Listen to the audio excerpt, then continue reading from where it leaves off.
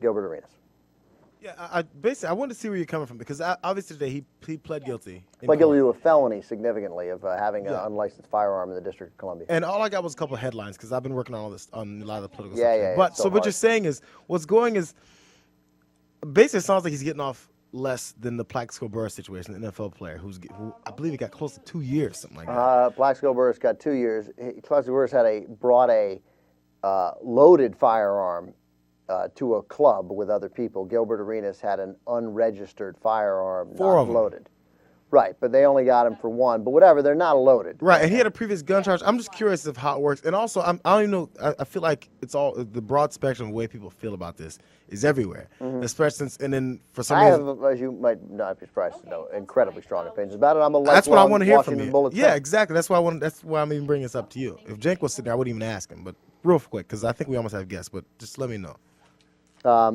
Go ahead. So what I want your strong opinions, Mr. Mankiewicz. So Gilbert Arenas, he does a couple of things wrong. He brings guns to his locker. You can't. I mean, it's very clear. I believe in the collective bargaining agreement. You can't have guns at an NBA facility. You can't bring your guns to the arena. I think we all get that, all right? They were unloaded. He had a fight with another guard, a guy who doesn't play much on the team. He's been hurt all year. Javaris Crittenden used to be briefly with the Lakers. And they had lost. A lot of money was exchanged hands gambling on a flight. They'd had a couple of beefs about it, apparently. Arenas might have owed him as much as $25,000.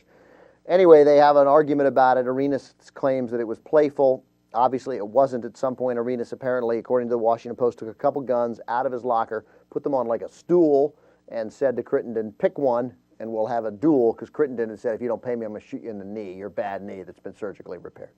So Arenas takes out, that obviously, that's where it started. That's what happened.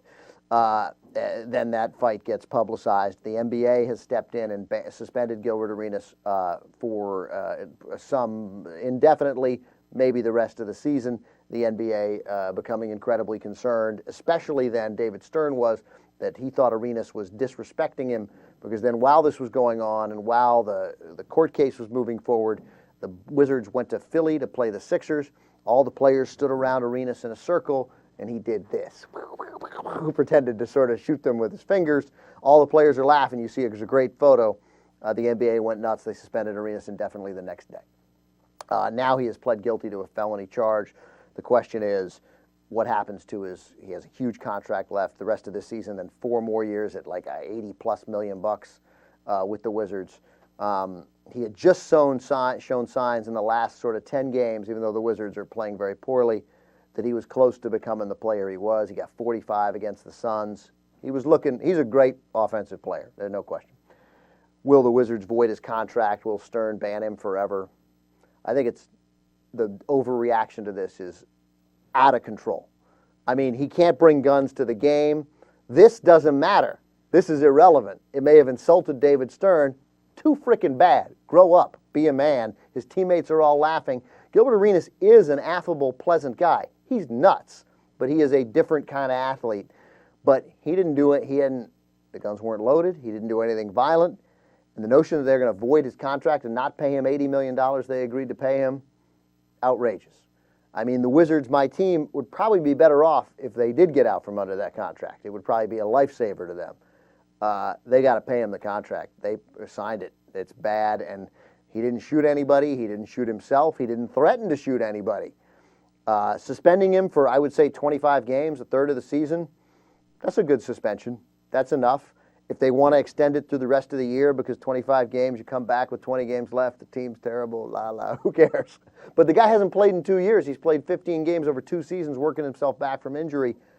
I think everybody's overreacting, and I think the only people really incensed about this are the league, David Stern, and then because of the nature of the team he plays for, the Wizards, who I have referred to here as the Bullets, they were named the Bullets, for those of you who don't follow basketball, for their whole life until the mid-'90s when the owner, who's a great man who just passed away earlier this year named Abe Pollin, he changed the name because he loves D.C. and he'd seen so many young black men die in D.C., and he thought, look, my team is made up largely of young black men, and I don't think it's appropriate to have the team named the Bullets. His heart's in the right place. That's the stupidest thing I ever heard, but he built that whole arena himself downtown, didn't make taxpayers pay it. It's his team. He gets to do it. I think he ruined like a unique, wonderful name that was nobody thought that was there. It wasn't like the logo was a bullet coming out of a gun. It was It was like two hands shooting a basketball. So I got it. He was also they've had ridiculously bad luck. This being another example of it. They've had worse luck overall than the Clippers, or as bad luck as the Clippers. So I thought that was nonsense. And then Poland had just died, so the family and he's got a gun. It conspired. It's the worst possible scenario for Gilbert Arenas. That said, I talked to my friends in D.C. There's no sense that people in D.C. are outraged by this. What they're mostly outraged by is, we got a lot of other good players this year and a new coach, and we're 11-23, or 12-23, whatever the team's record is. So I think suspend him 30 games, make him do anti-violence ads, tell him to apologize, and let's get beyond it. And I think it's crazy, the idea of removing his contract.